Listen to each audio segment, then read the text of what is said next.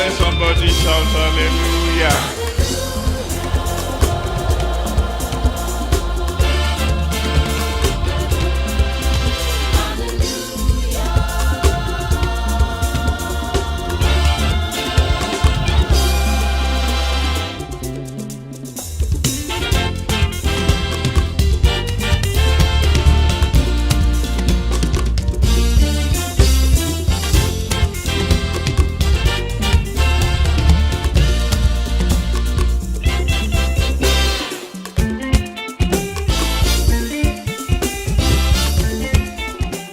Hi guys, welcome back to my channel. My name is Okay. If you're just joining us for the first time, so today I'm doing this coral bridal look for you guys.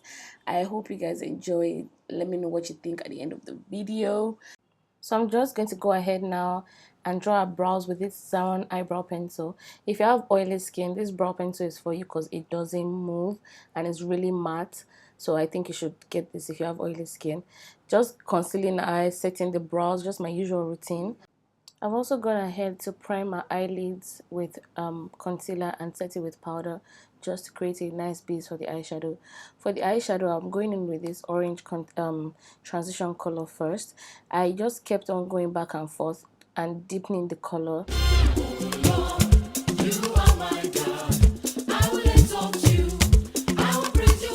So for a lid, I wanted a cut crease like shape without actually cutting a crease.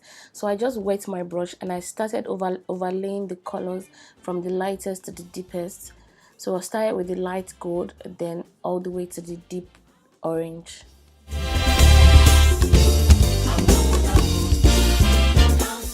So I decided to add the black at the outer V of the eyeshadow just to give it that intensifying look. Worship Jesus forever. I will worship him every day. I will worship Jesus forever. I will worship him every day. Somebody worship him. I will worship Jesus forever. He's worthy of my praise. I will worship him every day. Every day of my life I will worship him. Oh yeah. I will worship him every day. You are the God of heaven. After highlighting, I decided to go over the edges of the highlighted area with a remaining foundation just to mute out the edges and to avoid it spilling into places I don't want concealer to spill into before I start contouring her face. Worship him forevermore. Every day of my life. Worship him forevermore. Hallelujah. Hallelujah. So now I'm going to set her face with Danessa Myricks powder, guys. This powder is the truth. I can't believe I slept on it for so long. Both the light and the dark shade, you'll see how I used the dark shade to set the rest of her foundation before then blending it out with normal powder that is a shade.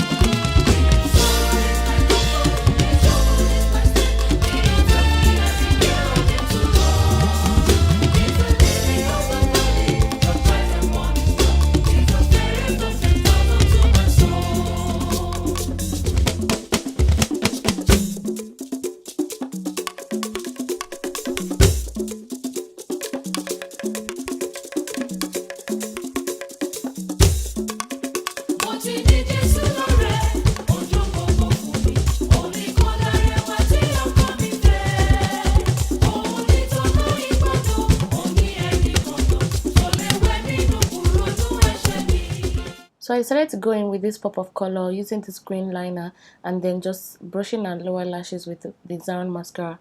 I love this look. For our lips, I'm going in with a coral lip matte lipstick from Zaron Cosmetics, and then I just glossed it up with Milani Gloss. I'm going to try to explain this Gele to the best of my knowledge. I'm not the best Gele tire. Once you place it on her ears, you make 2 loose folds at the back of her head and interlock the shorter hand and the longer hand. then you start pleating the shorter hand first. So you make at least 5 pleats or 4 depending on how many layers your gele is.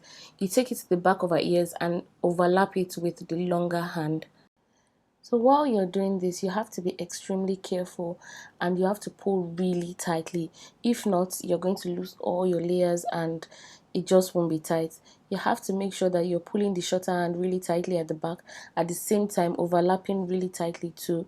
Then you smoothing out all the excesses. You pull out the material so that you have enough material to pleat when you're pleating your upper layer.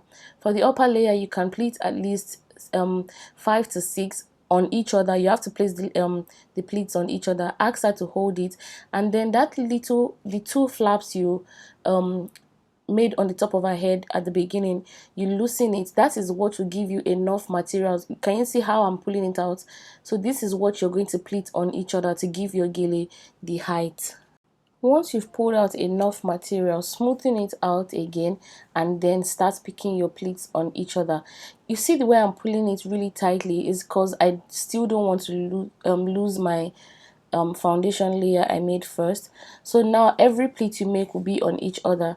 Before will be on each other, yes. So you keep picking it at least an inch, just loosely, and placing it on each other till you finish pleating the whole material, including the beaded parts. Right now the pleats I'm making, I'm still pulling tightly, but then I'm not tracing all the pleats all the way back to our left. Okay, from the right ear, I'm not tracing it all the way down. I'm just pleating it halfway. So I'm still going to give her all these pleats for her to hold and then trace each pleat to the left ear. Precious Jesus, we worship you. Holy Father, we praise your name. Thank you, my Lord. Glory be to your name. So now once I'm done picking the old material, I'll hand it over to her and beg her to hold it very well and then trace each pleat to the end. So for every pleat that has a beginning must have an end, basically. No matter how long it takes, this part takes me the longest because my pleats get missing in the process. But just make sure that every pleat that has a beginning has an end. That's just the basic story.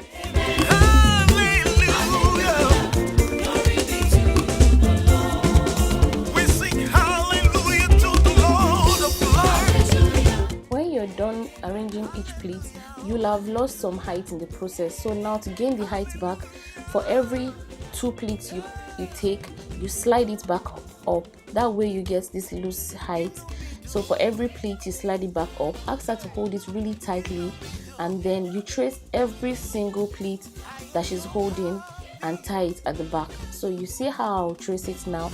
You trace this excess at the back, you're going to roll it into like a loose donut. If you pull, you're going to lose all your foundation layers. You see that I'm already losing some at our left ear, so don't pull that donut, just do it gently, wrap it loosely, and then that's going to form your one hand that you're going to tie with. And then for every pleat you tie at the back. That's just it. So after 100 years of back and forth, our gele is solid and we move. This is the final look, guys. If you guys love this look, please don't forget to thumbs up, subscribe, like, share, do all the goodies, and I'll see you in my next video. Kisses, deuces, peace out. Mwah.